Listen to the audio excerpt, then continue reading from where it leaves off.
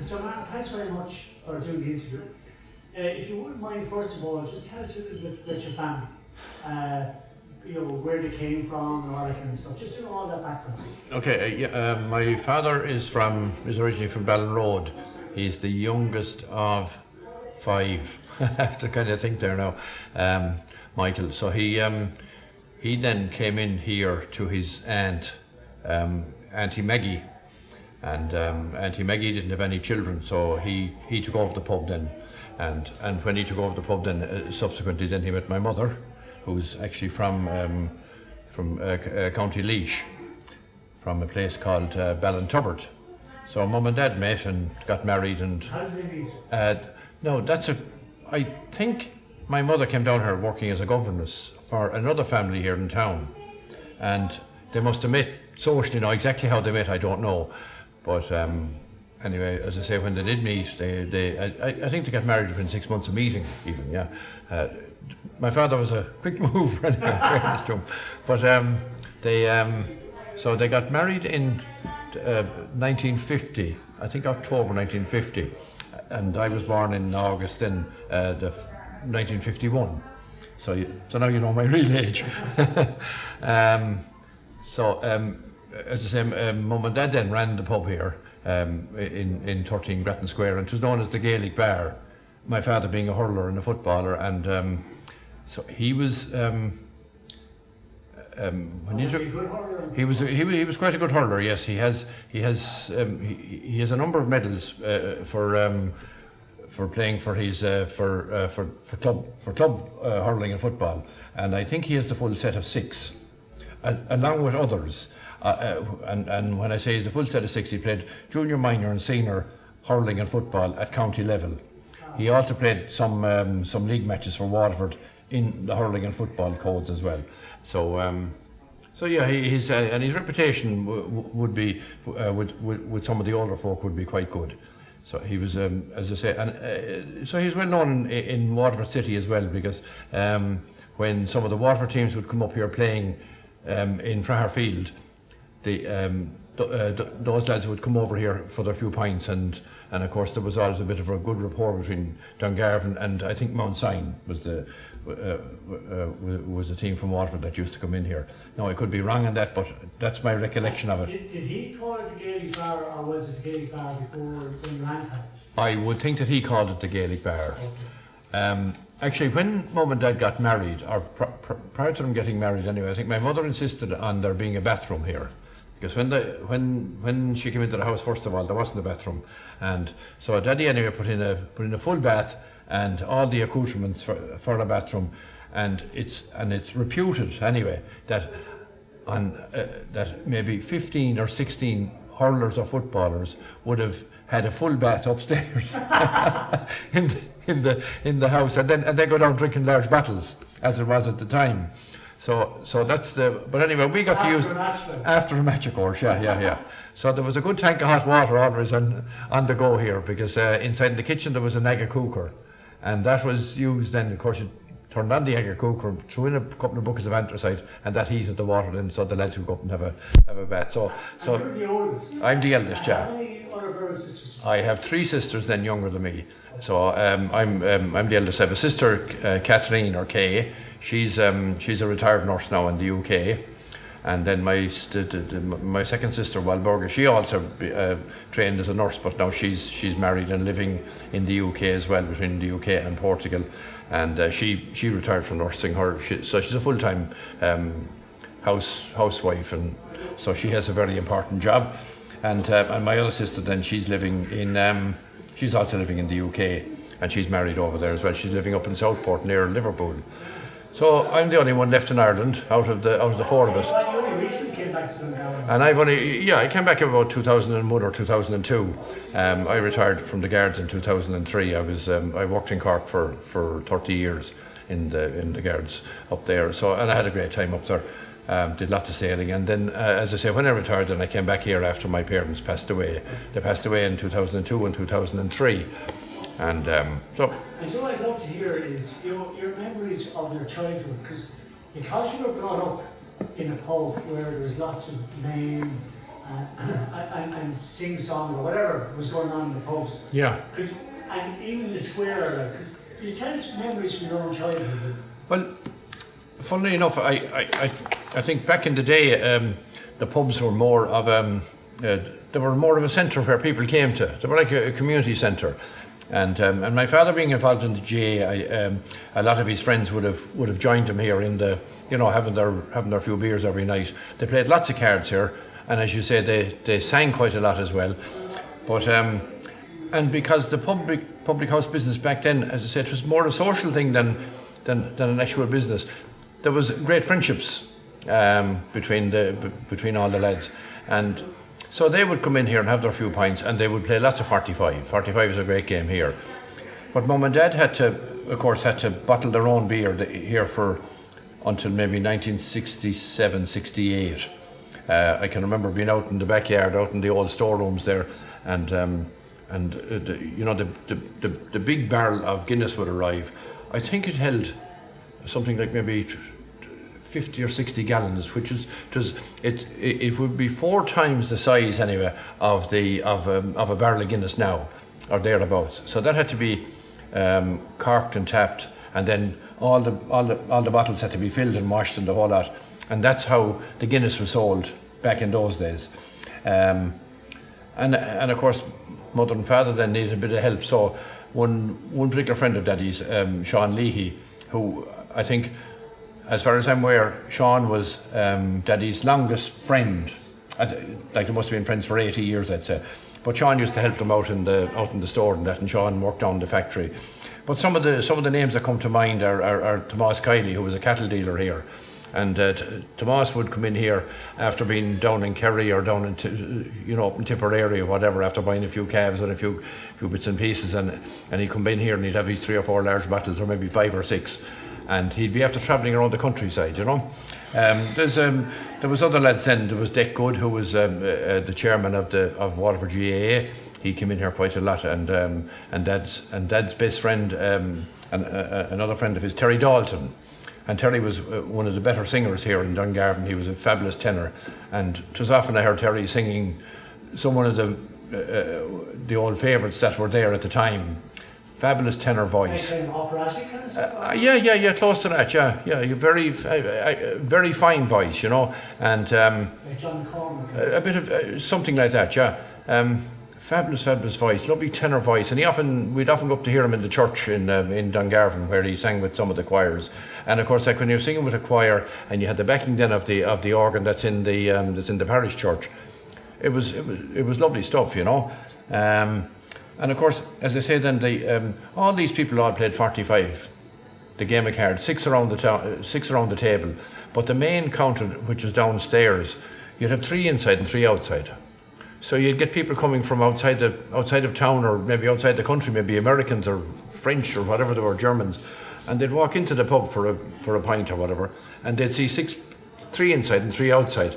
And they'd say, God, the service here is very good with 3 inside the counter and 3 outside. But nobody was taking any notice of them because they were all playing 45. That was the table. And that was on the actual counter, on the front counter, which was lower than the back counter, because the front counter was a grocery counter. And of course, shop in the front. there was a little shop there, where they sold, prior to 1950, in the 40s, it was more a grocery shop than it was a pub. And so the pub section was out the back, was towards the back of the bar, and the front section was the grocery section. And Mum and Dad used to sell tea and sugar and some bits of spices and maybe some cereals or whatever. But when my aunt had it, she sold a lot of tea. And I do believe that she was able to import tea, and she made quite a bit of money out of selling tea, because during the war, of course, tea was rationed and sugar was rationed as well. But I think she was quite a clever lady in that she was able to get her hands on some of these products to be able to sell them, you see. And of course, the attic, which is 1, 2, 3 stories up, that was full of old used tea chests. Wow. So you can imagine like having maybe 20 or 30 old tea chests, and they were made out of fairly good plywood. So like they were used for different things and storage and the whole lot. And of course, because they were lined with tin foil, which you couldn't buy over the counter in those days. The tin foil was kind of valuable, so you could imagine, like, Mrs. Landers going to have a piece of tin foil, please, from one of the tea chests upstairs. Of course, the supply ran out after a while, and there was nothing left up there, And was there sawdust on the floor and all that kind of stuff? a little bit of sawdust, yeah. The floor of the bar, yes, was all timber. So you can imagine, like, the front of the bar was the grocery part. The back of the bar was the bar part. But in between, then there was an old stove. And actually, the old stove is still on the premises, but not being used. It was a little pot-belly stove that was put in, and it was right in the middle of the bar. And when winter would start, anyway, Daddy would put it back into place, put all the pipes up, and the pipes came up to the ceiling downstairs, and then ran across then with another big pipe going out through the chimney system that was down there. And it was often that a jacket was burnt, or somebody burnt their hands or whatever, and on the heat of it, because anything would burn inside this pot-belly stove, as you can imagine. And of course, and it was funny, like, how, like, when I think of it now, what people actually accepted. That was the heat inside in the bar. People came in and they'd rest their large bottle on it, on the top of the stove, to warm it up a small little bit, or maybe a hot whiskey or whatever, just to keep it warm. But of course, some people that wouldn't know, they'd be standing too close. The next thing, you'd hear a couple of curses coming out. Me coating me this and me that is burnt as destroyed, And there's a story that a good friend of mine related to me there recently, Michael Wright. And Michael said that he came in here one night for a pint, and he was only young at the time, but he stood with his hand against the chimney of the stove, which is lighting, and he couldn't. He was so afraid of my father, because he was only young for 18 or 19 he was, and of course it was his first time coming in, that he couldn't roar or say anything, and he had to take his hand down, put it up his coat, and run outside and say, "Oh, my hand is after burning." And this is only a story that Michael Wright was after relating to me there recently, and but anyway, eventually, Michael, and it was, when I mention people like that, they were young fellas, 17, 18, and they wanted someplace to go for a pint. And they'd have to come in here, they'd have to be semi-vetted. So they'd have to be coming in here nice and quietly, behave themselves, and then after a while, then they'd be accepted in. And of course, once they were invited in then to play cards, they were in the gang, and they were able to come into Mickey Landers, you see. But it was, like, when I think of, like, I'm upstairs, right, with my mother, and I'd run downstairs to see what Daddy needed, or wash a few glasses for him, or whatever, Or maybe he'd give he'd give a hoot.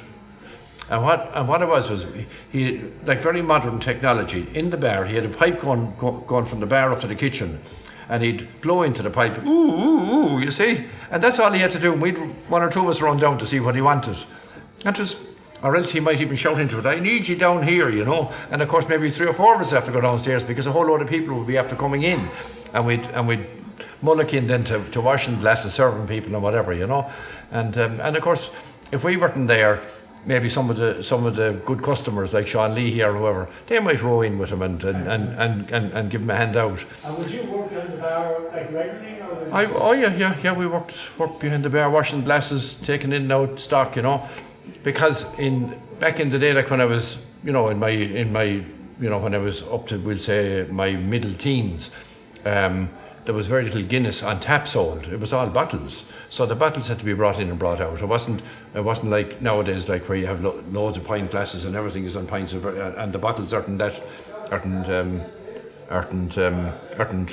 as popular, right?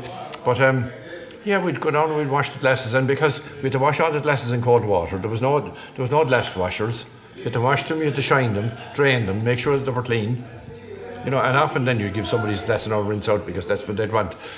Rinse that out. And it could be rinsed out in dirty water. And eventually I can remember trying to persuade them, "Look, lads, you'll have to get a glass washer in here, Actually, we don't want to run them at all. I'll polish the glasses as Daddy, And that was, but eventually anyway, there was a glass machine got, and there was a tin got.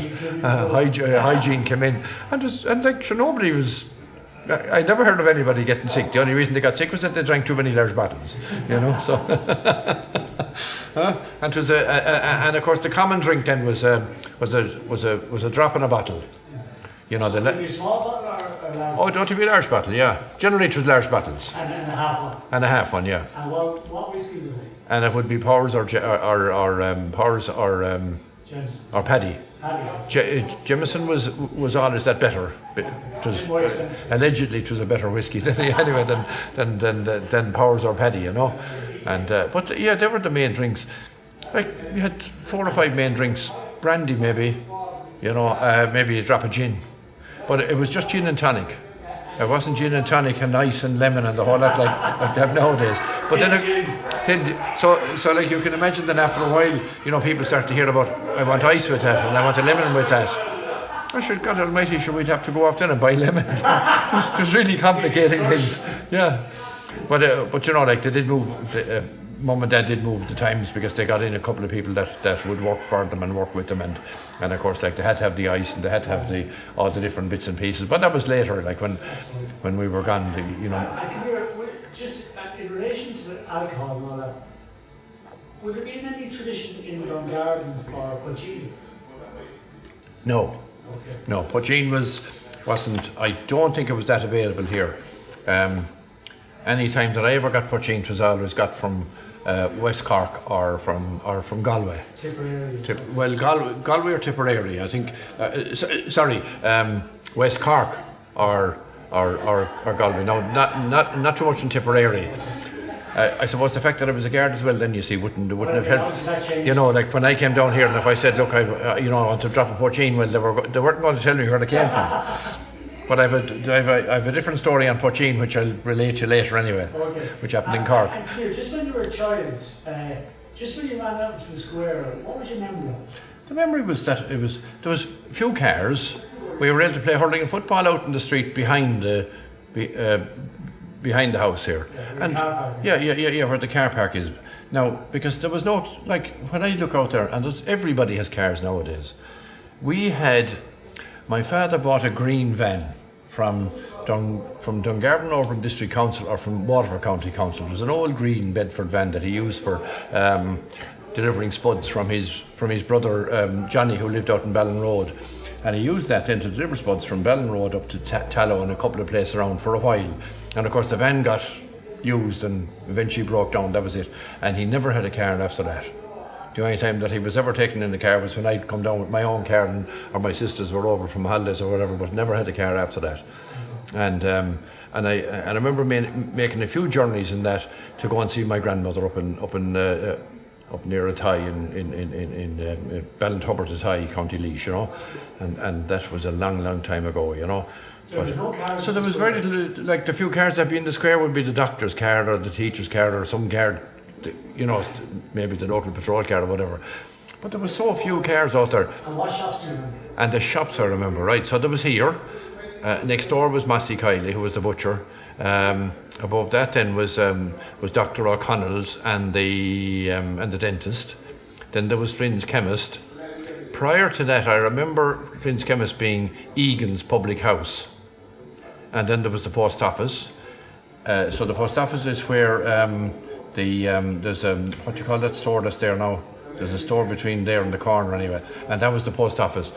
So you had the post office, and above the post office then you had the telephone exchange. Okay. So the telephone operators worked out of there. So if you were making a telephone call, you had to go to the local kind box, ring them up and say, look, I'd like such and such a number, please, and hope they weren't listening to your phone call.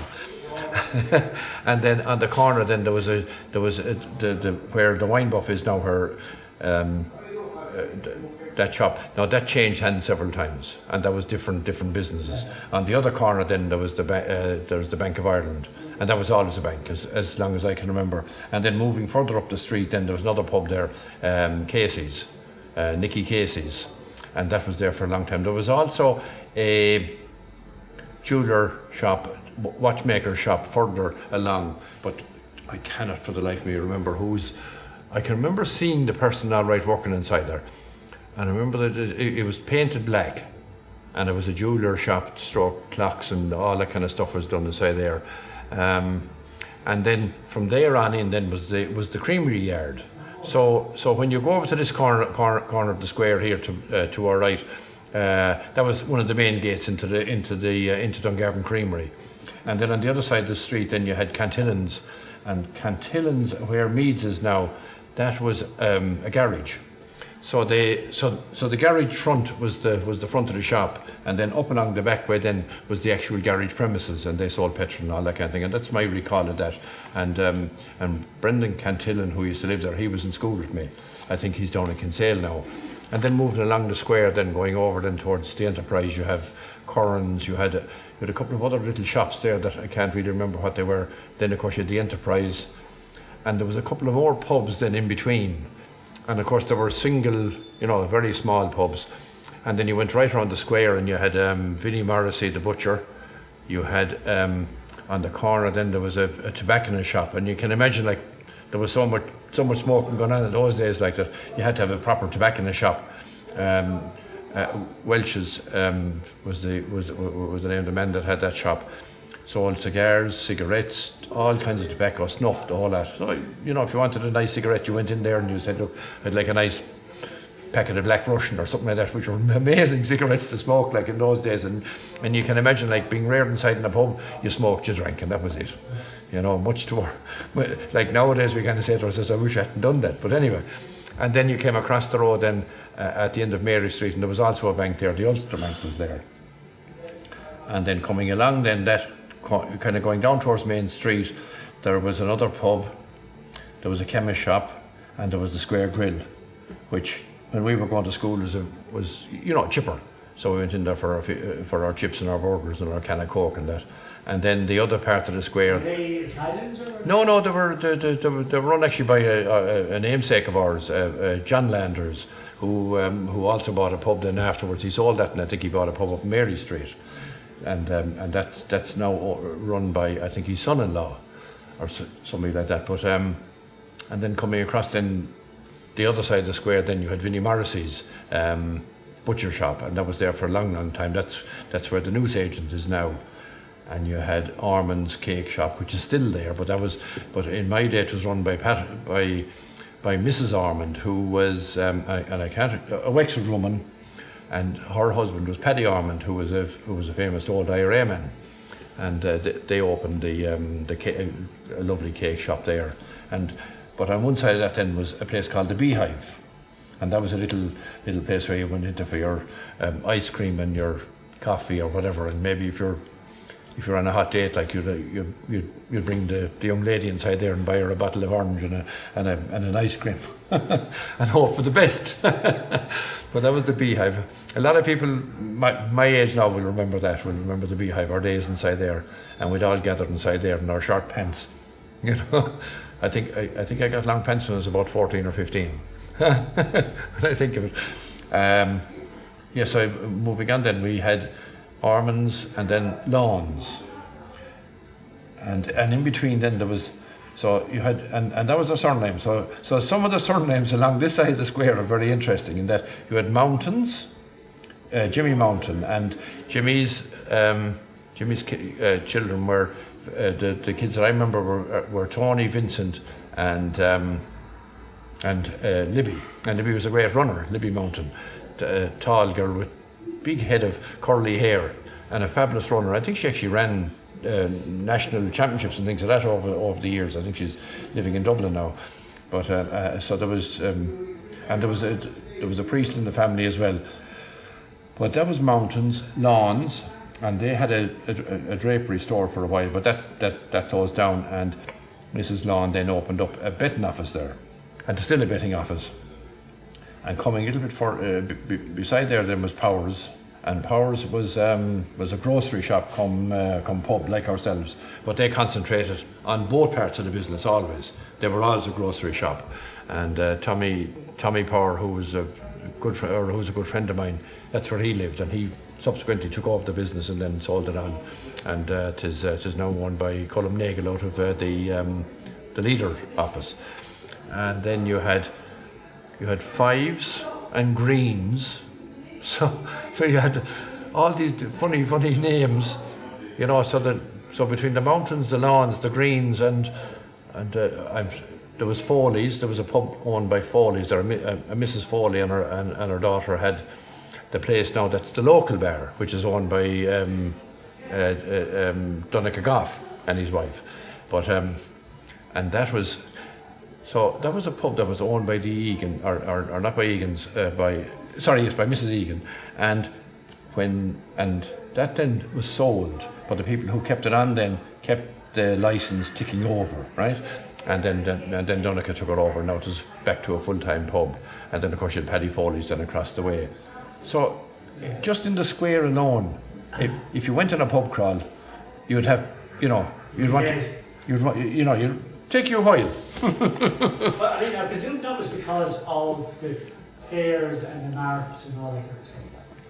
Very much so. And do you remember all those? I remember the fair. I remember because I would have to cross the square to go up Mary Street to go up to the CBS, the Christian Brothers. That's where I went to school. So on a fair day, which was once a month, I think it was I know it was the first Wednesday or the last Wednesday. It was one of the Wednesdays anyway in the month. And so the square would be cordoned off. Any premises that could afford it, they would actually put a barrier outside their premises to stop the cattle from coming in. The post office was the best of the lot, because what they had to do was they had to put down this chain barrier. So they put posts into the ground and all these chains were hung off it, and that was supposed to keep the cattle from getting into the post office. And of course you had this ring around there, and a couple of premises then would actually put a barrier up in their windows as well to stop the cattle from breaking the main. And like, you knew that was going to be a fair day, because there would be farmers coming in maybe the night before to get a good spot in the square. And you just had a couple of hundred cattle out in the square, and they were buying and selling, and that was it. And we walked up to school through all the cow muck and the whole way up, and came home at dinner time to the same thing. And of course by dinner time there'd be a few of them after selling their cattle, and they'd be inside and downstairs, and they'd be singing away, and they'd be happy out, and they'd be after making a few bob or not after making a few bob. But the smell of cow muck from the square used to be horrendous altogether. And of course come 5 or 6 o'clock in the evening then, and if it was a summer's day it wasn't too bad, but if it was a wet winter or a wet day, there was more muck and stuff around the square. It was I don't know how the people of the town kind of tolerated it, because then you'd have the council workers who come in, and of course they'd have to wash the whole place, and every single bit of it, and you had to be hosed down. And of course where did it all go? Only into the quay, and no wonder you had a load of pollution going down the river, like there was no such thing as. But would you have much memory of the quay and fishing and all that kind of stuff? How was it? Actually, yeah. I was, as I told you earlier, I was taking a few notes about what happened here.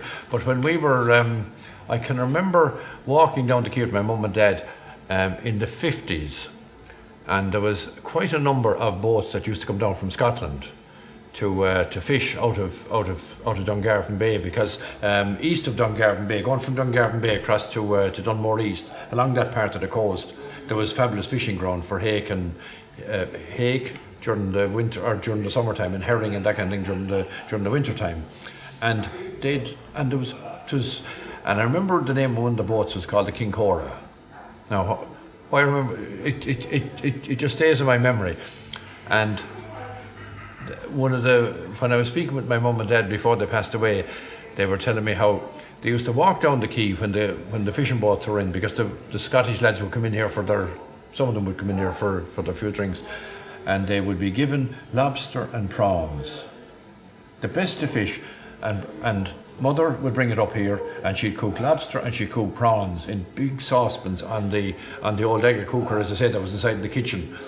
And the people were so well fed with all free fish and everything, imagine getting buckets and buckets of prawns. You're sitting there and you're flaking into prawns and lobsters and the best of herrings, freshly fried. Now I don't remember exactly that happening, but I do remember walking down the quay and seeing the trawlers down there, and the smell of the fish, and the smell and the sound of the boats, and they ticking over, the old diesel engines. And I remember going down, and I remember as a child, remember the little paper boats you'd make? The way that you'd fold over the paper and make little boats, and I'd make all these little boats, and I'd have them on the floor here, and I'd have a fleet of fishing boats going across the floor at 8, 9 or 10. The imagination that was there, and that was caused because of seeing the fishing boats down there. And thankfully then I started to sail out of Dungarvan, and we learned how to sail here with Maurice Kiley and Austin Flynn and all these different people that were down there, and And we had a great time on the quay, because that was my, rather than playing hurling and football, I went off sailing, much to my poor father's annoyance. But thankfully I got, I was reasonably successful at it and enjoyed it totally, yeah. And would you remember these sailors being in the bar and stuff like that, the fellas in the trawlers and all? Very vaguely. Okay. I do remember, actually, yeah, there was a guy called Bonzo. He was, I think he was a West Cork man, and he fished on board a boat called either the Honeydew or the Patricia. So they were the West Cork boats that used to come up here, and when they'd come up here, there'd be two boats together. There'd always be, they used to do pair trawling, and this chap anyway, Bonzo, that was on board, I think it was one of the O'Driscoll boats from Castletown Bay, and he used to drink inside here. But when I went fishing, I went fishing for about a year and a half to 2 years before I joined the Guards, and didn't I meet Bonzo on board one of the boats, and he says, and I said, do you know who I am? And so I told him anyway where I was from. He said, yeah, geez, you're young Landers from Dungarvan. And he was still, and I think he was still in the same boat. They were still fishing the same boat. Now subsequently they built a new Honeydew and they built a new Patricia, and they fished together out of Castletown Bay. But I remember meeting Bonzo, and I can't remember now what his proper name is. Oh God, forgive me now. But there was a friend of mine only in the last few days telling me that he was down at his grave in Castletown Bay. And but yes, that's Bonzo, and of course, like, you remember the name anyway. That was his nickname. Now, what his proper name was, just will not come to me. And come here, just yeah. when you said there's lots of pubs here in Ireland. Yeah. So, I mean, would it be fellas barred from certain pubs and all that kind of stuff? Oh, there would, yeah. No, was your mum or dad, who was the bouncer? My father. Okay. And good question. I can remember people coming in here and they'd be slightly offside or whatever. They might be a bit boisterous or whatever. And my father had a way of speaking to people and getting them to get out of the bar without actually having to use anything other than, look, I'd like you to leave, please. And that was it. And the only fight I remember, that I personally remember, was between a couple of people that I actually know well.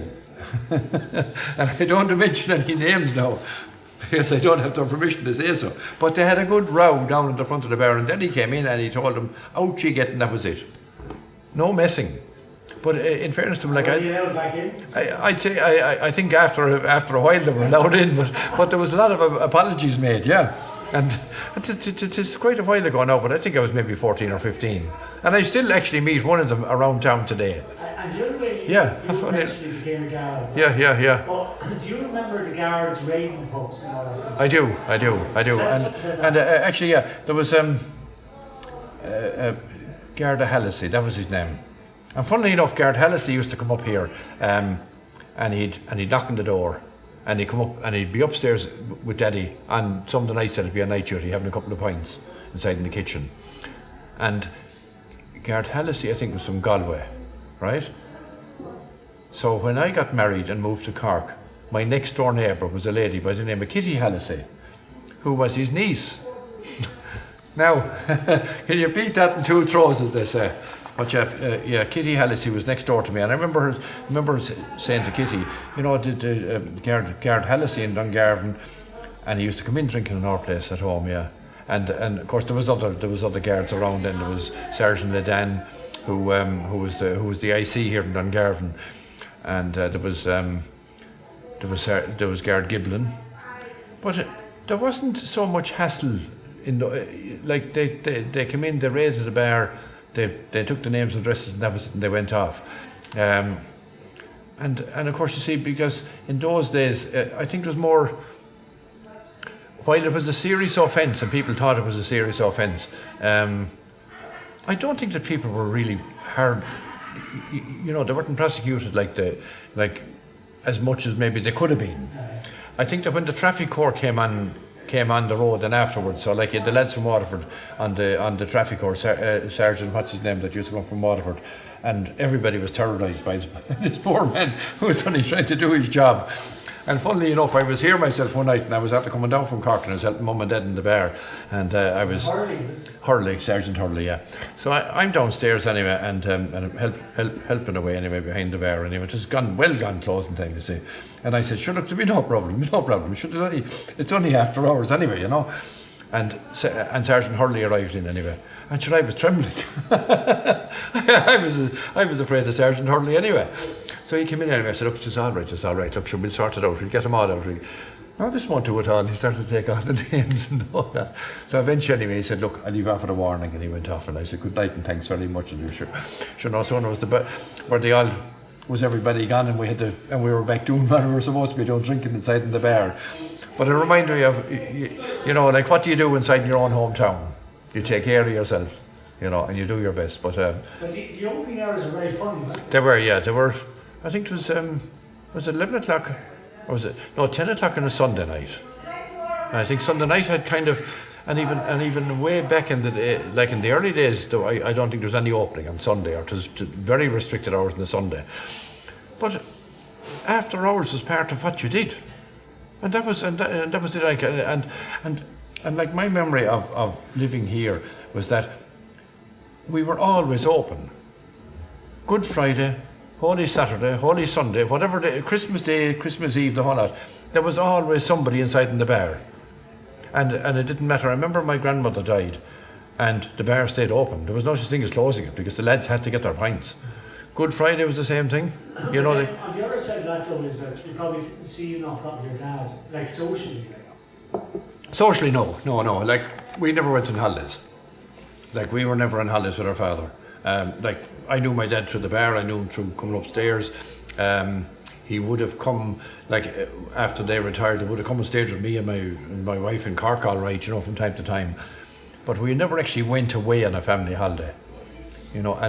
But my mother managed to get away all right a couple of times. She went off to America and off to Saudi Arabia and places like that with her daughters and that. And but yeah, it was, you know, it was a tough life because 7 days a week.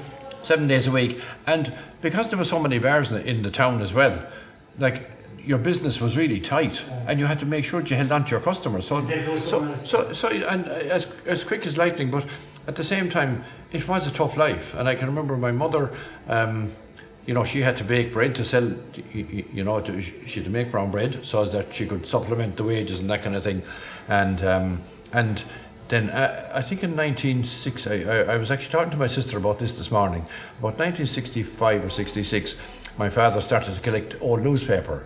And so we can kind of say that he was the first man to do recycling. So he used to collect old newspaper in the town, pack it down, and sell it on to. There was a paper company in Waterford, and the truck would come up here once a month or once every 2 months, and that's how he supplemented his income then for a long time. And you know, because the bar was always running on, you know, on overdrafts and bits and pieces, and like, it was hard to make. It was very hard to make money. So he had to. Also, a lot of people would be on the slate. A lot of people would have been on the stage. I remember seeing one, like, way back in the day. I remember seeing one guy, and I'd say he must have owed about £100, and that would have been back in 1960s. Like, £100 in those days was an awful lot of money. Because when I went work, when I was around 16, 17, I went working on the local. There was an angling company here in town that and it was run by Board Fault at the time, or the tourist board, whatever they were way back. And they had a number of fishing boats, angling fishing boats here in town. And I was making more money per week during my summer holidays than most factory workers are making. So I was getting £15 a week as a retainer, plus £3 a day for going out on a hire. So if I went out on a hire every day for 7 days, 7 3's 21, plus 15, what's that, 36, 37? Plus my tips, I could be making £50-60 a week when I was, you know, back in the late 60s. And that was a lot of money to be making, you know, that kind of money a week, because most people that were working in factories in those days were only getting maybe £20 or £30 a week. And like, when you think of it, you know, that's... So this guy had hundreds on his slate? he would have had 100 or something on his slate, yeah. That's what Yeah. but I mean, people were supposed to pay up when they got their wages. They were supposed to pay up, yeah, but you know, some people just dragged it out, and eventually, anyway, I think they told them to. I remember talking to the same man. He was a grand man to talk to, but sure, he didn't have the wherewithal to fund his drinking, and that was it, you know. But like they had to suffer those losses and things like that. But in fairness, like I think that you know, when I look back on it, the fact that they were devoted to what they wanted to do, and then when we grew up, you know, we were all gone from home in the 70s. Then the pub started to take off. They started to get a lot more customers. The place got busier and busier, and they used to have maybe 3 or 4 people working here with them on a good Friday, Saturday. You know, maybe Thursday, Friday, Saturday night, maybe even a Sunday night. And the crowds that were coming in here were just unbelievable, because I'd come down from Cork. I remember just a few years before they sold the pub, they sold in 91, and in 97, 98, 87. 88, 89 and 90. I used to come down from Cork on a regular basis to help them out here. And the place was just thronged every night, and they were making good money. So that when they actually sold it, then they realised quite a good asset, you know. And so like you know, when they actually got out of it, they got out of it in the good times. And fortunately they were able to retire properly, and they had the house that I live in now down in Park Terrace. That's where they lived for whatever, it's 20 odd years, you know. And they did, you know, but it took them that length of time to get to a point where they could say, yeah, we're after working out all right, you know. And who were your friends on the street? My friends would have been the Flynns here next door in the chemist shop, Charlie Lawn, Tommy, the Lawns, Charlie and Jim Lawn, Tommy Power, Vincent Mountain, what else is there? That would be it actually, yeah. And then of course you see, we went down to Main Street, then you had the Mulcahy's, and there was a few. You all went to CBS? And yeah, most of us went to the CBS, yeah, and played a bit of hurling up there, and there was no football played in my time up there, but a bit of hurling. But the sailing was our thing to do during the summertime. You see, sailing and boats, and just have a good time. Where would you go for swimming? My sisters were. I was talking to my sister Kano about this, and she and her sisters used to go down to the swimming pool down the lookout. So if you go, I don't know, do you know where the town park is and where the bandstand is? Well, just below that there was a sea pool. So the pool was created in such a way that when high tide was coming in, they'd open up the sluice gates, all the water would come in. They'd close the sluice gates before the tide would turn, and the pool was kept full of water, and they'd empty the pool every so often and give it a wash out and that. But that's where the lads would spend their days down there swimming. I tried to learn to swim there, but I just couldn't. I used to hate the place because, how will I put it, the sewerage system in town was inside in the quay, and nothing was taken out of the bay. So everything remained inside in the bay, and you could get anything floating around inside the pool. It was a little bit disgusting. So, but I tried to learn to swim, and I actually never learned to swim, even though I sailed a lot and I was on boats all my life. But it was only until I was 21 that I actually learned to swim. And but it was, like, for example, in Dungarvan, yeah. Would there be a lot of music when you were growing up, like with traditional music, or was it more singing? Traditional music was played here quite a bit, but personally I don't have much recall of it, right?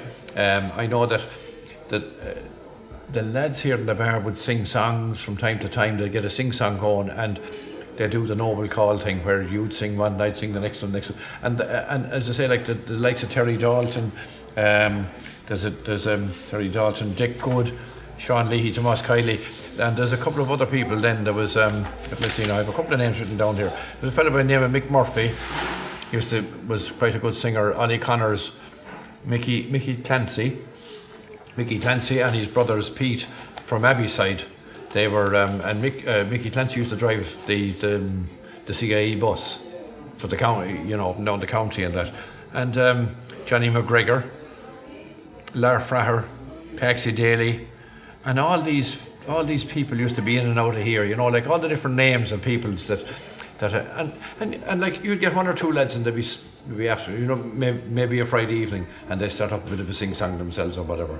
And particularly at Christmas time, they'd have to sing all the Adeste Fideles and Silent Night and you'd have so much stuff going on. Would you have a night in the pub where women were allowed in? You know what I mean? Where, like, you know, sometimes some country pubs it was like Sunday night or something like that. Did you have a night like that? Where the wives came in? Women were allowed in, and it wasn't that they weren't actually stopped from coming in, because I remember on a Sunday night my Uncle Johnny and his wife Mary Elstead, she was on the Elsteads from Ballynacorty, they'd come in, but there'd be other wives inside there as well, but it wasn't something that we took notice of, because downstairs we had you had the main bar, as I say, and then you had a little snug where people could slip in and sit down there, and that's a lot of the time, like, but that only stayed until we say the middle 60s, because from the middle 60s on, then there was a lot of people come into bars with their, you know, and they were starting to play cards with each other, and but it was, I suppose there was this phenomena or this idea that we thought that there were men only bar, but it wasn't a man only bar. Right, there were a lot of people came in. The women then come upstairs. And some of them came up. Yeah, they come upstairs to go to the bathroom, and sure, you know, you had to make sure the bathroom was in good order and the whole lot.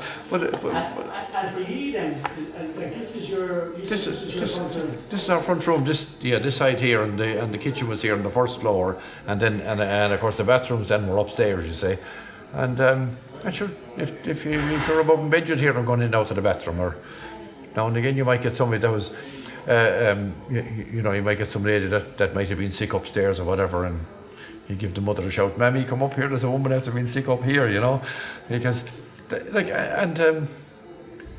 that question that you asked me, women were not barred here.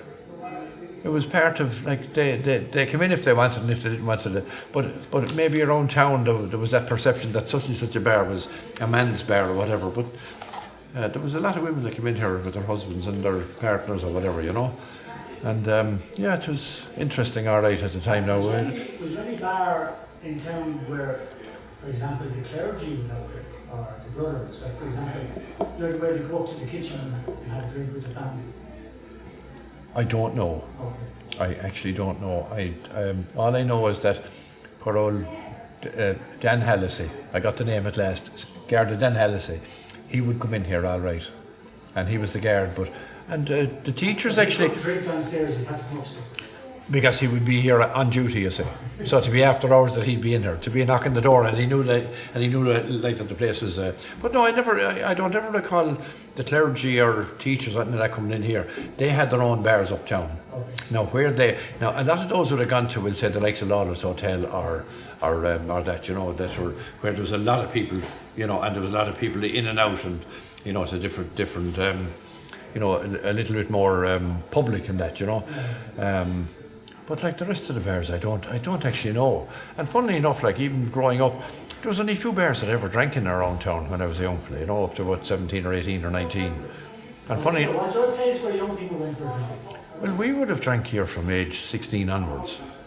In this pub, yeah. But you see, we would have already have been downtown. We'd have gone across now to a particular pub across the way that's closed now, James Ducey's, and we used to get our drinks there from time to time. But because I used to work, you see, in with the sea angling crowd, and that was run out of the moorings down the Keep, which is called the Angling Centre at the time. So because there would have been myself and Charlie Law and Joe Lavin, who else would have been there? Well, they're the main two. Michael Keane, who's from uptown, Tommy Power. But we'd all drink down in those days what was called the Angling Centre, as they say, yeah. And like we'd have been 16, 17, 18, you know, so it wasn't, you know, underage drinking was going on for forever and ever. And funnily enough, because my father went to the Friary boys used to come up here from time to time. Now, I only discovered that years afterwards, because they'd come up here after school time, right? We'd say around 3 or 4 o'clock, and they'd have 1 or 2 small bottles downstairs. and then they go back down to school again, you see. Maybe the borders that would have been there. Because the Friary borders, St. Augustine's, which is down the main street, the boarding school was on was just off Main Street. So on Main Street you had the Friary boys and you had the Mercy girls, and the Mercy girls are boarders as well, you say. So you had, you know, a male complex and a female complex back to back. So you can imagine some of the stuff that went on there. Yeah.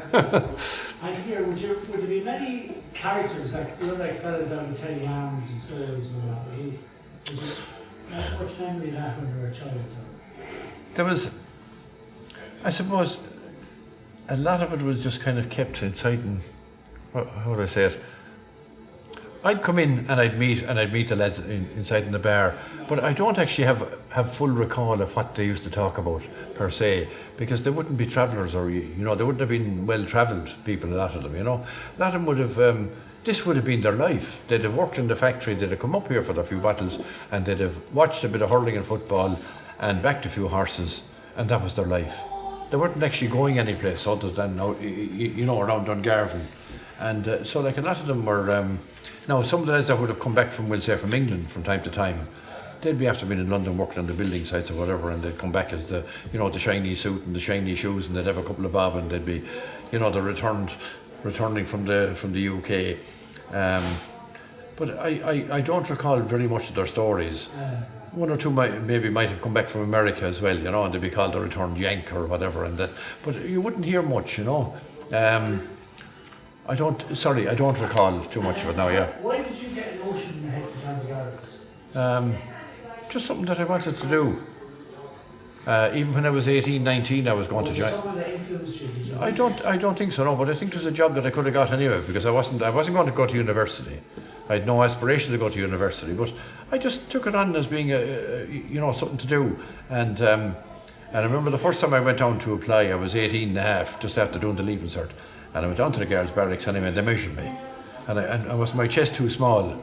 So the sergeant down there, he says, "Martin, you're going away now and enjoy yourself for a couple of years, go working for yourself." Which I did. I went off fishing, and when I came back, when I was just, before I became 21, I went down and I reapplied. And I was had to put on a bit of conditioning because I was fishing, and you can imagine, like, fishing was such a, you really had to work hard at it. And I was had to getting a bit bulkier, because your height and your chest size and your weight were all important. They were all, because you had to be over 5'9", you had to be a certain chest measurement. I know, as a 38 or 40, depending on your height and all that kind of thing. And then you filled out the application forms, and I went up to Cork, up to Grattan, and I did my exams up there, my entrance exam. And I can remember doing the entrance exams, and I sitting down, and each exam was an hour, or maybe an hour and 20, whatever it is.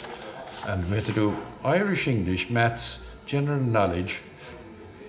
There was maybe 5 exams, I'm not sure now, but I remember doing them anyway, and I kind of had them all done like within maybe 15-20 minutes.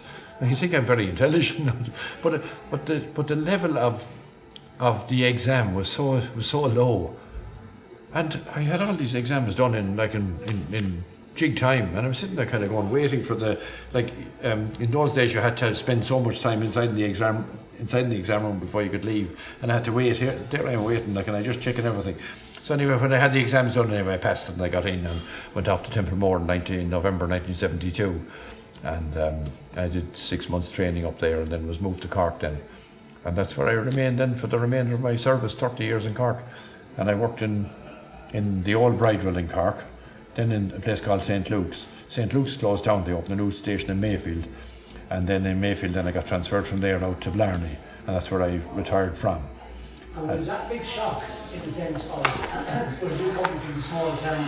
Coming from was it a big shock going into a city and crime and all that? Funnily enough, I think that when you're young like that, you just adapt naturally to what's going on. Now working inside in the city, I actually didn't know Cork very well anyway, but even though I did spend time there because I had an aunt that lives in Cork, and but yeah, living and working in Cork, I quickly adapted to what was there, and I enjoyed it, and I had a good time there, and I made lots of friends in Cork, and the fact then that I was only an hour away from home anyway helped a huge amount, I think, because I should have been transferred to Dublin from Templemore because I was actually the height for Dublin, and anyway, a bit of influence in the right direction anyway got me stationed in Cork, which I was very glad of, because working in Cork, and I can remember my first few days in Cork, I was put out in the street with a fellow by the name of Galvin, I think it was Dan Galvin, and Dan actually worked here in Dungarvan.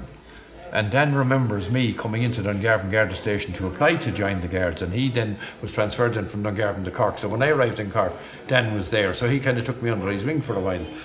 And I'm on duty in Patrick Street. And on one part of Patrick Street, where the examiner office street was, I think it was Academy Street. And if you came out of Academy Street, you could only turn left, you couldn't turn right. And Dan was telling me, Martin, you're going to have to come up here now, stand at this junction and catch everybody that tries to turn right. And I can remember this vividly.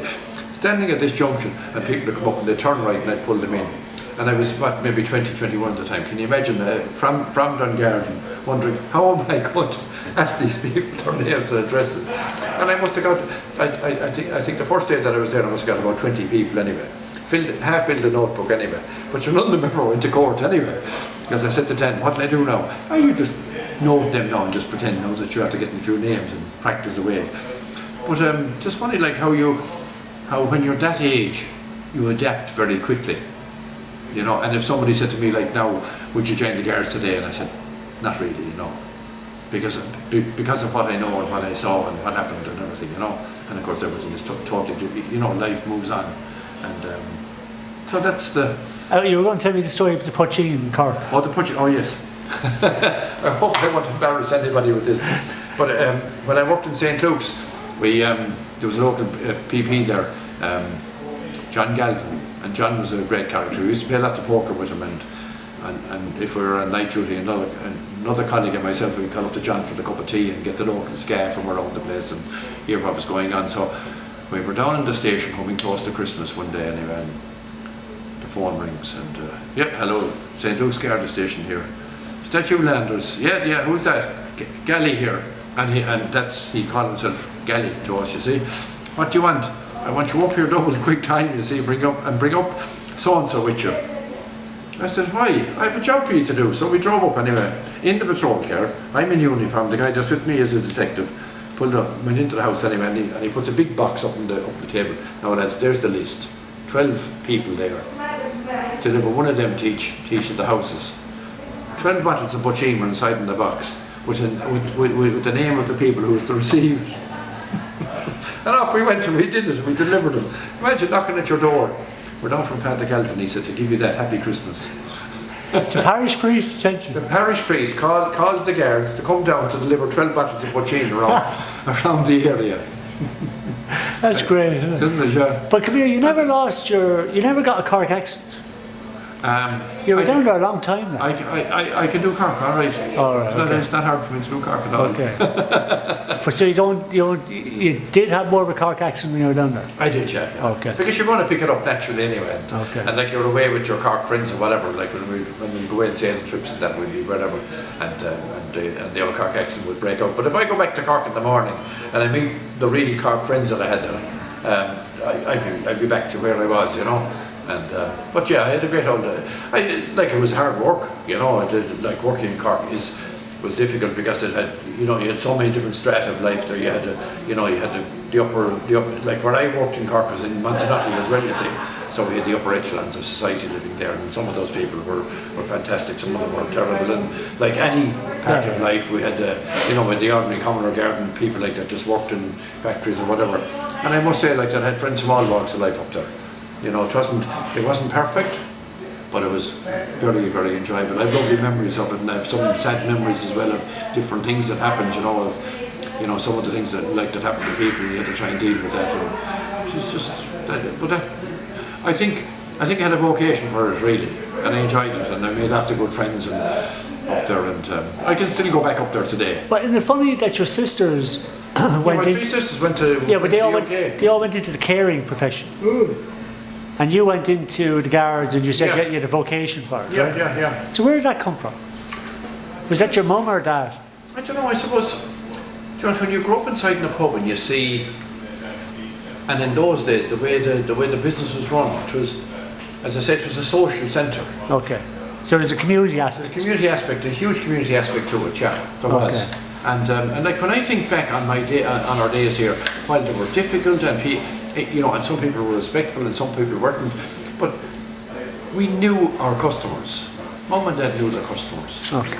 They That's knew them great. all, and like when I think of it, it was like they'd come upstairs for a cup of tea and some of the lovely memories I have was on the when Ireland would be playing rugby, and of course having the TV, like there was no TV down the bar for a long time, but they'd all come up to the kitchen, and the kitchen would maybe see 20 people all around the kitchen table, large bottles and drops and the whole lot, and you're up and down the stairs for the duration of the rugby match, bringing up bottles and pints of lads, and they're all drinking away, and the shouting and the roaring and the belting at the table, get over for the try. And of course, like, I love to watch rugby now, I watch an awful lot of it, but those days were special because all the people that would be up in our kitchen were people who were part of the furniture downstairs, and I suppose the fact that there were regulars, they were so regular. You could time your watch the most of them, Yes. as to what time they What time do you come in? Because the priest, the priest was a nickname of one of the lads, and the priest would come in at a certain time. He might come in with so and so, and you'd know like that if two people came in together and they pulled them in, and it was a drop. And I was maybe 20, 21 at the time. They were going to have a good few pints that night, or maybe somebody just dash in the door, quick bottle there, please, Mickey, or Martin, or whoever it is, and of course the other thing was that there was two bottling firms here. Actually, there was three bottling firms here in town. There was Powers, there was Mary's, and there was Keen's. And Powers was supposed to be the best bottle. Keen's then was somewhat inferior, and Mary's was kind of in between. But a Powers bottle, please, was asked for. Imagine, and it's the same Guinness. This is after we. This is when we stopped bottling ourselves, and that's. So. And come here, just one question I meant to ask this. Do you remember big public meetings out the square for anything when you were growing up? The Fine Gael and Fianna Fáil might have a rally outside there, but like as a young fella, you just went out and you just watched them, and that was it. What I do remember, all right, were the Gala weeks that we used to have here years ago. It was a full week of entertainment in the square where they'd put up a proper, they'd get the truck and they'd have the bands and you'd have dancing out in the square for Gala week. And you'd have, and during Gala week as well, there might be a bit of go-kart racing around the town. So they'd do a little circuit around one of the blocks. And they'd be doing 50, 60 miles an hour going around the block that would come down Mary Street. You turn right down Main Street, go down then, and you go up then by St. Augustine Church and back up and across the top of the town and back down. And the lads would be doing that lap after lap after lap, and they'd be flying. And of course, all that was to protect them then from if they were going to crash was they'd have more bales of straw and hay at all the different poles and whatever. And some were all devil to get locked. Maybe he might capsize the cart. There'd be blood all over the place. But there was nobody ever killed or anything like that at it, from what I can remember. But there was lots of activity there when I think of it.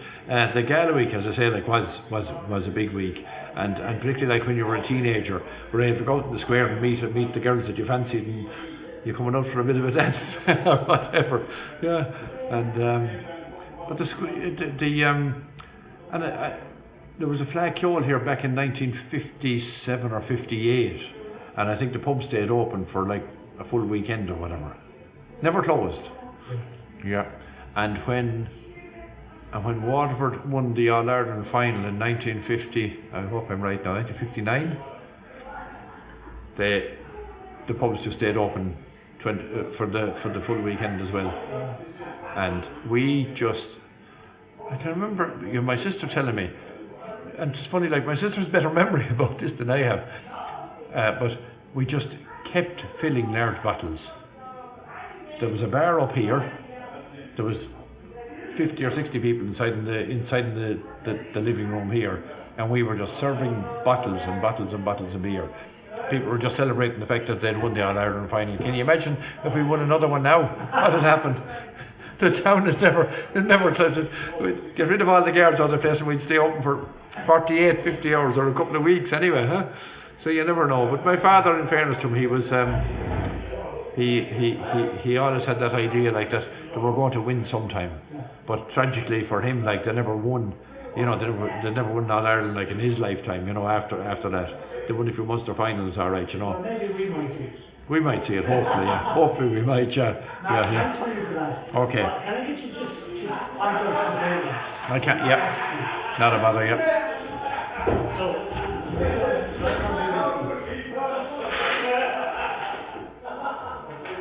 Significance to us.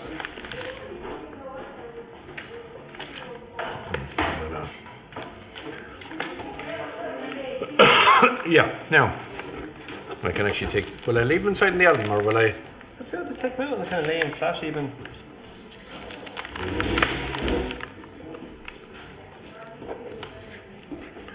Actually, do you know whose that is? That's Jippo. Jippo was that's his donkey and trap, and that's just across the way. Now you've got 3 of them there, right? So I can only see what's in this area Okay. here. So We'll just talk through one by one. Just if you say, well, we keep this kind of as a marker for yourself, right? Okay, so in this photograph here, you've got my father, you've got my sister Maggie, and then you've got, I think, one of the Lawns, one of the Flynns, and my sister Kay and my other sister Wally. Okay. Now I don't know who this lady here is, but they're sitting on a trailer that's just parked across the road from the back door of the pub. Okay. And then in the next photograph, then my sister Walburga is sitting on top of Jimmy Foley's donkey and trap, and that then is tied to the old lamppost that was across the way, and it was one of the few electric lights that was around the town. That one there, and that was always kept lighting. And then in the next one, then we have we've got my sister Maggie, and I think the Roth two of the Roth sisters that are there, and they're sitting inside in actually a horse and trap that's just outside Willie Ryan's back gate, which is across the way. Okay, and I can show you then some.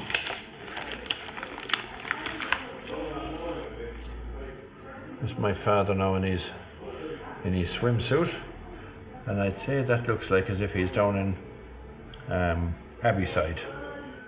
We think that might be Abbeyside, and then there's another photograph of him there as well.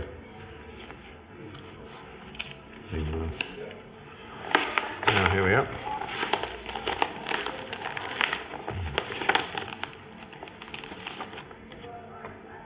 No, there you are. Now, my 2 sisters sitting on one of the bollards down the quay, just literally 100 metres away from here, and my sister Maggie and my sister Wally Walburga, and I'd say that this would have been taken, I think, in Abbeyside. It would look like the strand in Abbeyside where we go for a swim or a dip or whatever, yeah. And one of the few photographs. This is where my sister Wally made her confirmation in her Mercy convent uniform, and then we have the other one now. I think this is my sister Margaret Rose, and she's standing in Dungarvan Town Park with the bandstand as it was way back. So that photograph would be close to 60 years old. So we got, there we go.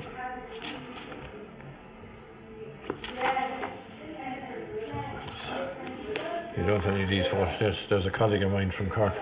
He's some of the lads that I used to work with.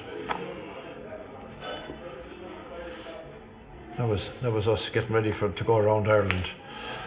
That's my mother. My mother, that's a very bad photograph. Can you get that? Yeah. My mother and father in retirement. Oh, there's a nice, look, there's a better photograph. Look. Here's my mother and father now with their two grandchildren, Lucy and Emma from the UK. They used to come over here on a regular basis and spend time here. Let's see, what have we got? Oh yeah. The First National. Where the hell are? Where are they standing outside there now? It looks on the square, isn't it? See, it's on the square in here, but I'm trying to figure out what part of the square it is, right? So who was in this?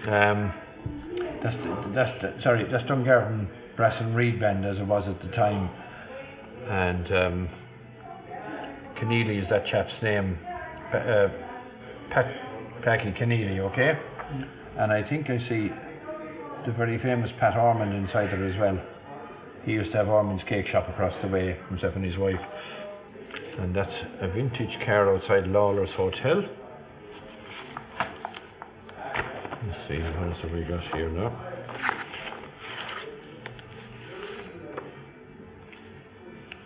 And my mother with some of the ladies from the quiz team in the pub downstairs. You can see the seating here, and the front window then in behind you. Was that kind of thing common, like the quizzes? The quizzes were. Oh, is there singing pubs down here as well? There was singing. There was actually. Do you know what they used to have? They used to have you'd put on a night of entertainment, and the judges would come around. Yes, yeah. That was good man. Got a nice teapot.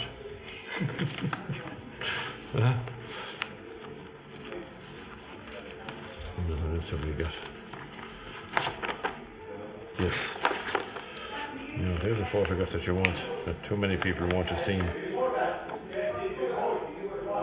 This is where we are inside here. Look, that's that window there, right? Yeah. And if you look out there, then there was a building. There was buildings going down, and this is the buildings being knocked down, right? What's that?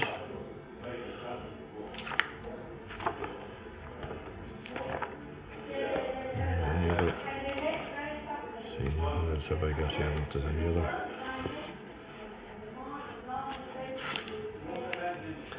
Now you can show that now to John Tynan, right? Are you going to talk to John? Yeah, so that's a young John Tynan. Young John Tynan, look. And who's that with him? That's my mother. All right. Yeah, he fancied my mother and he fancied my sister. Okay? So he had a bit of reputation. He had a good reputation. He's married, would you believe he's married to a guard actually? And that's my sister there giving him a final hug. And I don't know, is the fucking name of this guy written on the back? Mickey Brennan from Cork, that's who it is. Now, August 1987, right? My father with Mickey Brennan from Cork, who was a famous GA man. Now, I can't tell you exactly who or what he was, but that's it now. And written on the back, my mother has written August 1987, Michael Anders and Micah Brennan of Cork. Okay, so and that's actually in the back room. That's in your pub? That's in our pub, that's downstairs. And you can see the old slit, the pictures there of the Hurley and the whatever. And that's Stephen Roach. Stephen Roach, yeah. Okay. And who was all, and your man from Carrick-on-Shore, Kelly. Sean Kelly. Sean was a good friend of my dad's as well. All right. Yeah. So cycling was always big here too. Cycling was always big, but we didn't do any cycling. If you know what I mean, yeah. There's a couple of friends of mine. We're getting ready there. Myself, Massey Brennock, and Tommy Power from the Square, and Tommy was getting married. All right. And is that inside your bar? And that's inside our bar, yeah. Okay. That was inside our bar. That's what that was now. No. You know if I have any more that are of any. Well, they're great. There. That's in my house. That was out there. Let's see if there's any more there. Oh yeah.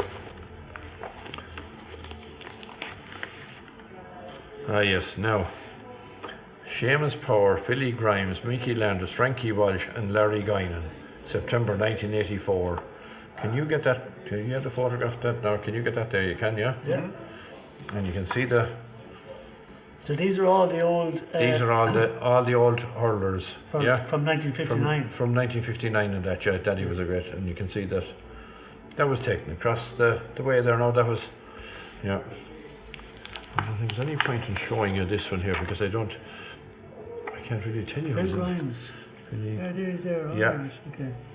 I remember him in the pub in Johnstown. In Johnstown, yeah. Philly Grimes. Seamus Power. Seamus Power. Grimes. Oh, Frankie. sorry, it is right to left. No, yeah. So that's Philly there. That's yeah. it. That's him there. Yeah, that's him there. Yeah. And Seamus Power. Seamus Power, Philly Grimes, Mickey, Welsh. Frankie Welsh, and Larry Guinan. All right. So they are now, okay? So you got a few legends there. There's a few legends now in that photograph, I'll tell you. I'm afraid I can't tell you about. So throw it in there. Someone might know. Somebody might know them. You held the photo.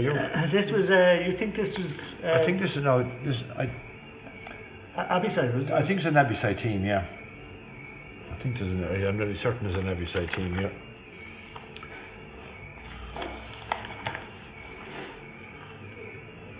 No, this is in our kitchen actually. This is the kitchen here in this house when it was a kitchen. This is where we are now. This is where we are now, yeah. It would have been over in that corner there. Okay. Right? So it would have been. And that's another one the same spot. Christmas one time.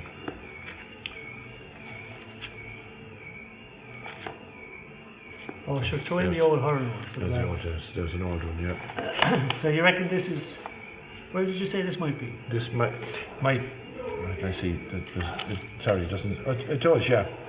Now you've got the pictures you've got the names of the lads on the back, and Needhams and Donovans and Morrisseys and that. I'd say that they were Abbeyside. I'd say that's an Abbeyside team. Because Daddy would have originally been from Abbeyside anyway, Abbeyside Ballon Road, okay? Okay. Right? So you reckon this would be an original Abbeyside hurling team, yeah. Jeepers, amazing. Yeah. And look at the hurleys. Yeah. That's great.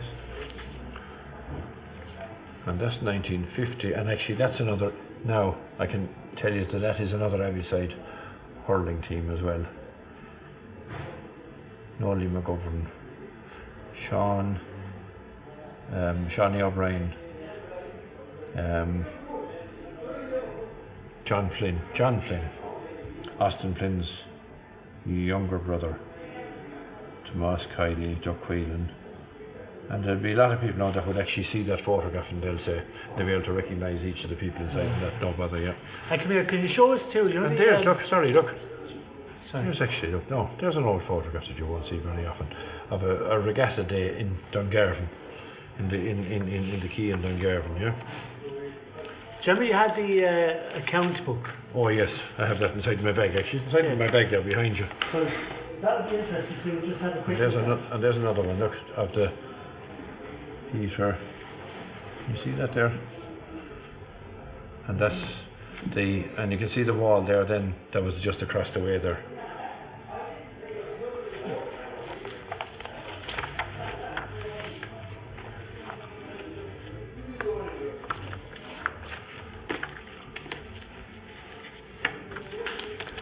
There's the one, yeah. Munster champions, 19, whatever it is, 2000, oh no, would have been 90, when did I say that? 2000, so it would have been 1999 or 2000, let's say, when they won the Munster championship. Oh yes. Yeah.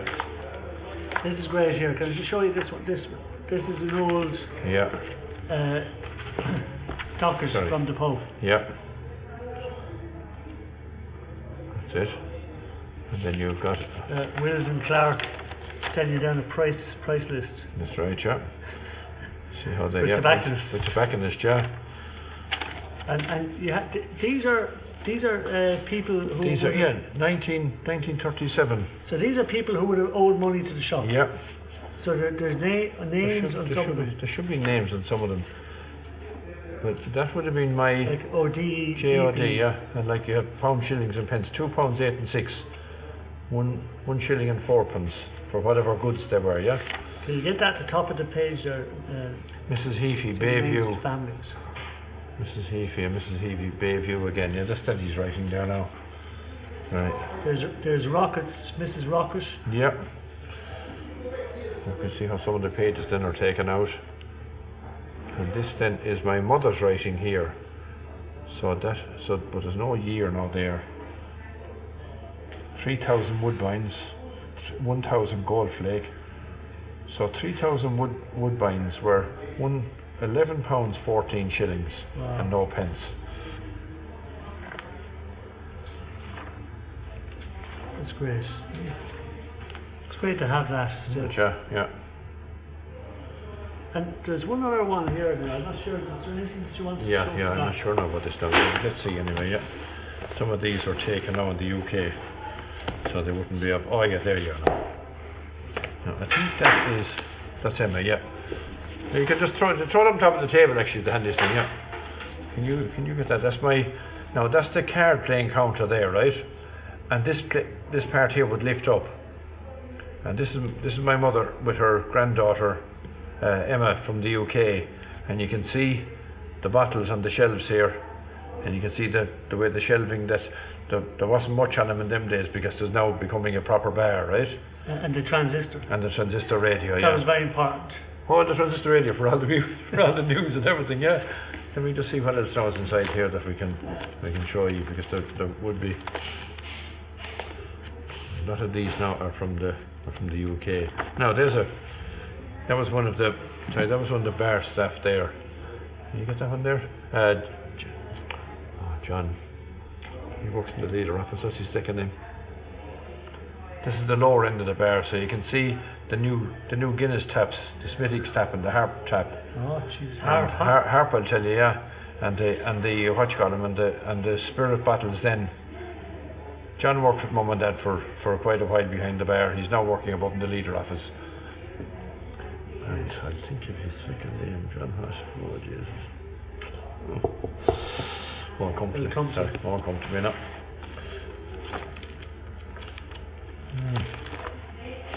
And the cousins outside the back door, look. This is the hall door down here that's now not used anymore, right? I think they're saying mess inside the house here someplace, look. And this is knocking down some of the buildings at the back here as well. Yeah. Matt, we've loads. You've loads. Can we grab stills of the ones you showed us there? Can you? Stack for everybody?